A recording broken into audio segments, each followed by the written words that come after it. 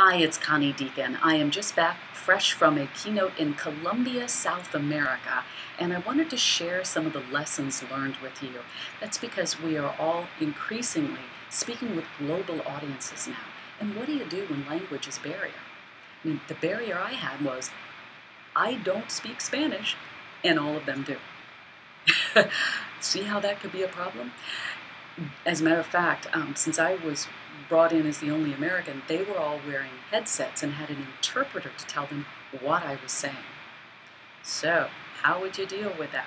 I really had to up my global presentation IQ to deal with this. And I'd like to share with you in our short time here 3 ways that could help you be better if you are dealing with international issues and to make sure that everyone can connect and understand you, the things that I had to learn. Number 1, seek first-hand experience.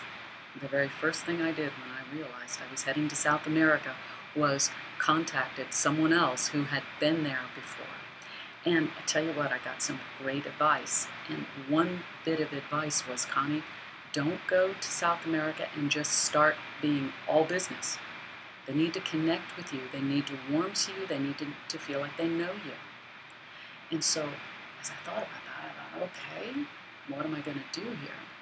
These were mall owners and managers, and Lord knows my children like to shop, and so do I. And so what do? I had all these photographs that I remembered of my kids at malls and on travels everywhere. So I put all of those together and set them to Spanish music for about a minute and a half to just say, hey, we love malls. And that could connect me to their topic and to them. They felt like they knew me. We had an emotional connection. I also tweeted and got out there. Anybody presented in Colombia, South America before? And I got back great advice from people there.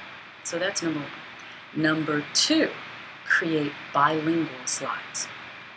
Now, again, I could have been in one heck of a pickle here because I didn't understand Spanish, so if I made my slides all in Spanish with an interpreter, I wasn't going to understand them.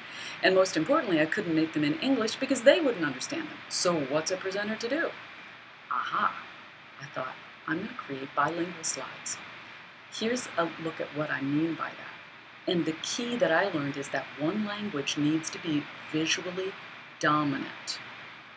Otherwise, the 2 languages will compete for attention.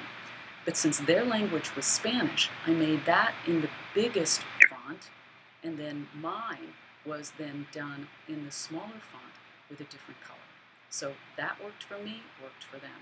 As usual, I kept my text to a minimum because I don't believe that text serves anyone very well in a visual presentation, which brings us to number 3. And my tip number 3 is use a lot of photos and videos. We are all visual beings, and vision is our dominant sense. So long as you can see, it is your dominant sense. So take a look at some of the things that I shared that could go wrong, from fires to shootings to, and once they saw those, boy, it really brought it to life. And if you can, it's a bonus if you can share something that has a little bit of humor to it. For example, this video. See this woman here in a mall? She's text messaging, and what does she do? She walks right into the fountain. Well, they thought that was hilarious. And so anytime you can create some laughter, the learnings that come after that are terrific. So once again, this is Connie Dieken with a Connie Off the Cuff with 3 little tips to help you as you are presenting globally.